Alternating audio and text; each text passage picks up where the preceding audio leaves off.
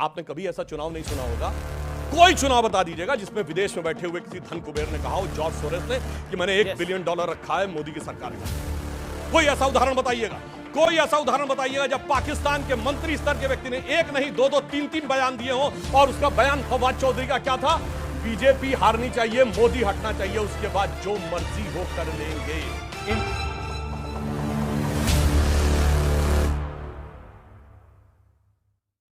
Electoral bond पर Bharatiya Janata party दबाव डाल के पैसा ले रही थी, लेकिन ममता बनर्जी को भी खूब पैसे मिले हैं, कांग्रेस को भी काफी पैसे मिले हैं इलेक्टोरल बॉन्ड के अंदर। तो के अनुसार तो आप किस दबाव से पैसे ले रहे थे? हम पे तो न्यौछावर हो रहा था। अच्छा, न्यौछावर हो रहा था। सुधांशु जी की बात को मान रहे हैं। पिछले ये गलत, बिल्कुल गलत तथ्य रख के, गलत डायलॉग बोल के लोगों को गुमराह कर रहे हैं। पहली बात तो कांग्रेस ने अपने घोषणा पत्र में ये कहा था कि हमारी सरकार बन जाएगी तो 8,500 महीना देंगे। सरकार बनी नहीं, आपकी बनी है। आपके प्रधानमंत्री ने 14 में कहा था मैं प्रधानमंत्री बनूंगा, काला धन लेके आऊंगा, 15-15 लाख सबके खाते में आएंगे, आज तक नहीं आए। आप कांग्रेस के उस पर सवाल उठा रहे हैं, पहली बात। दूसरी बात, जो आप कह रहे हैं तथ्यात्मक तोड़ मरोड़ कर रहे हैं, जातिगत जनगणना, आरक्षण। सत्यप्रकाश मिश्रा जी ने ऑब्जेक्शन किया जब इन्होंने आरक्षण पर सवाल उठाया। आपके मुख्यमंत्री ने बिहार में जाति जनगणना कराई, सत्यप्रकाश जी, आरक्षण का दायरा बढ़ाया, ओबीसी का कोटा बढ़ाया।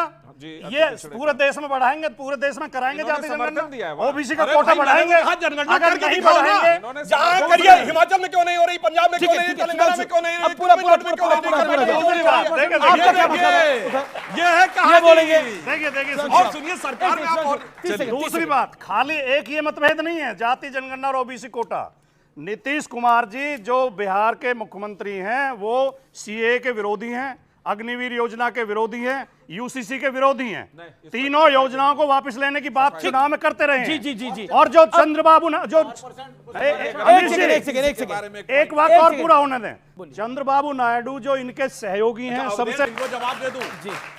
देखिए, पहली बात तो इस ढंग के, देखिए ये कितने महान व्यक्ति हैं कि इन्होंने ये कहा कि हम लोगों ने सिर्फ इसलिए कहा, नहीं, आपकी गठबंधन ने कहा हिंदू धर्म का समूल नाश होना चाहिए, इरेडिकेशन ऑफ सनातन धर्म कहा। सुनिए, ये डीएमके ने कहा और आपके इंडी गठबंधन में शामिल थे। और सुनिए, आपकी पार्टी के लोगों ने रामचरितमानस फाड़ी।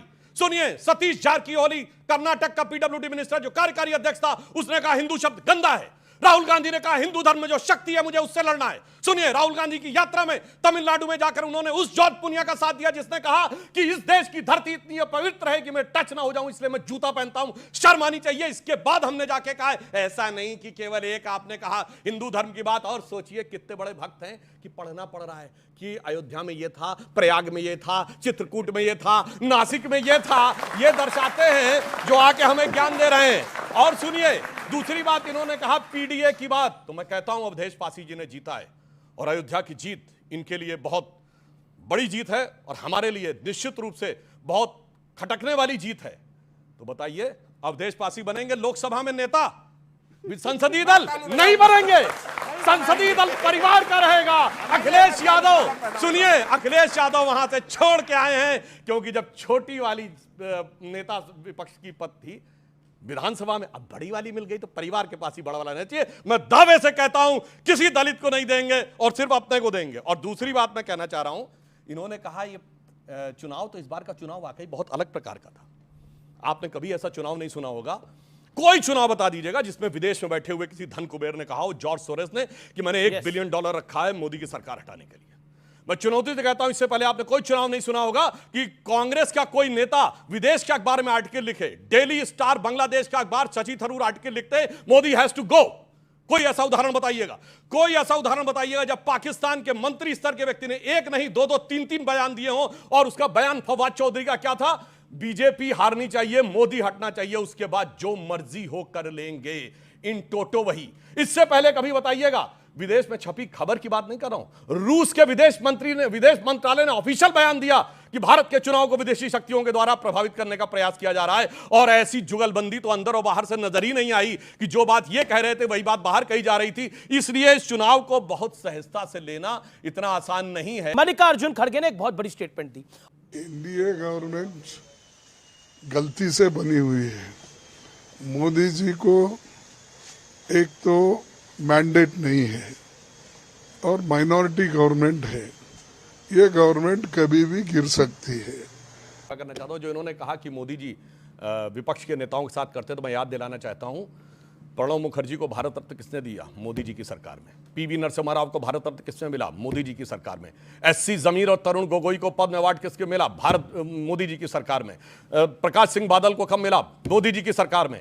कर्पूरी ठाकुर और मुलायम सिंह को मोदी जी की सरकार में। सरदार पटेल की सबसे बड़ी मूर्ति बनाई मोदी जी ने, इन्होंने परिवार के अलावा किसी को नहीं दिया। बताइए, डॉक्टर अंबेडकर को भारत रत्न दिया? नहीं। सरदार पटेल को दिया? नहीं। मगर नेहरू को भी दिया उनकी खुद की सरकार ने। इंदिरा जी को भारत रत्न दिया इंदिरा जी की खुद की सरकार ने, और राजीव गांधी को दिया कांग्रेस की सरकार ने। ओके, इससे ज्यादा सम्मान मोदी जी ने किया विपक्षी नेताओं का कोई नहीं कर सकता। मल्लिकार्जुन खड़गे की जो स्टेटमेंट है इस पर आपका रिएक्शन, आपका भी, और क्योंकि एनडीए का रिएक्शन मस्ट है इसके ऊपर, क्या कहना चाहते हैं? उन्होंने बोला ये सरकार तो अब चलेगी नहीं और मोदी जी के पास मैंडेट नहीं है, ये गिर जाएगी सरकार। मैं सिर्फ खड़गे जी के प्रति सहानुभूति व्यक्त करते हुए कहना चाहता हूं कि उनके कांग्रेस अध्यक्ष रहते हुए 99 सीटें आई हैं, परंतु इंडी गठबंधन वाला कोई रत्ती भर का श्रेय उनको नहीं दे रहा है। एक ऐसे व्यक्ति को श्रेय दे रहा है ना जो अध्यक्ष है, ना उपाध्यक्ष है, ना महासचिव है, ना नेता प्रतिपक्ष है, मगर सारा का सारा श्रेय उसी को मिल रहा है। सरकार छोड़िए,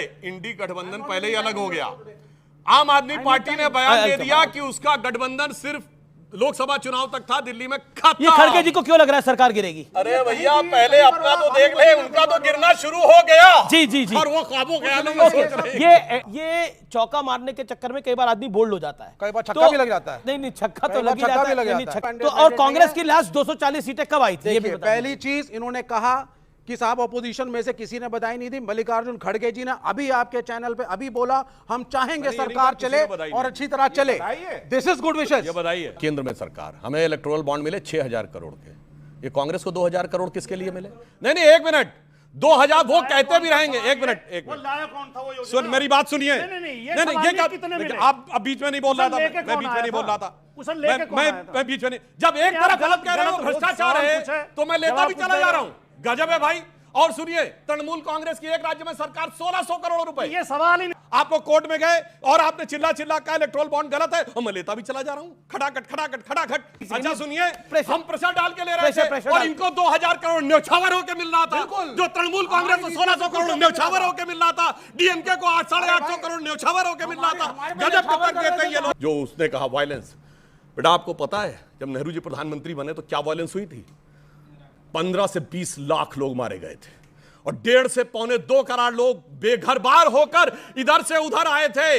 और ये सुनिए, 41 की संसद में पाकिस्तान में हिंदुओं की आबादी थी 24% और 51 की संसद में 1.6। वो कहां चले गए? जमीन खा गया, आसमान निकल गई। तभी मैं कह रहा हूं 1.5 करोड़ यहां आए और कितने लोग यहां से वहां गए, कितने लोग वहां से यहां आए, ऑफिशियल डाटा अवेलेबल है। और सबसे भयानक हिंसा अगर हुई है तो Where is Nehru in this? Nehru was Prime Minister of India at the time. Nehru was not responsible for it. Oh, मतलब Prime Minister थे but not responsible. RSS. Then who was responsible? RSS, how come RSS? RSS was responsible. देखिए, ये कहते हैं आरक्षण की बात, मंडल अगर नहीं लागू किया तो पश्चिम बंगाल ने जहां 30 साल कम्युनिस्टों की सरकार रही, पूछे लागू किया? ओबीसी रिजर्वेशन दिया? नहीं दिया। और मैं कहना चाहता हूं 2014 में जब कांग्रेस की सरकार हटी, पूछिए यूपीए की सरकार में कितने ओबीसी मिनिस्टर थे? पूछना चाहता हूं चुनौती के साथ, केवल एक, वीरप्पा मोइली। और आज भाषण देते यूपीए में जो एनएससी बनी थी, नेशनल एडवाइजरी काउंसिल, उसमें कितने एससी कितने ओबीसी थे? आज आके भाषण देते। और मैं दूसरी बात कहना चाहता हूं, चलो अब तो चुनाव खत्म हो गया, आपने कहा था ना जैसे चुनाव खत्म हो जाएगा 8,500 देंगे, खटाखट। हमारी सरकार बनी, मोदी जी ने सबसे पहला साइन किया 17वीं किस्त किसान सम्मान निधि की, जो 6,000 देते हैं। अब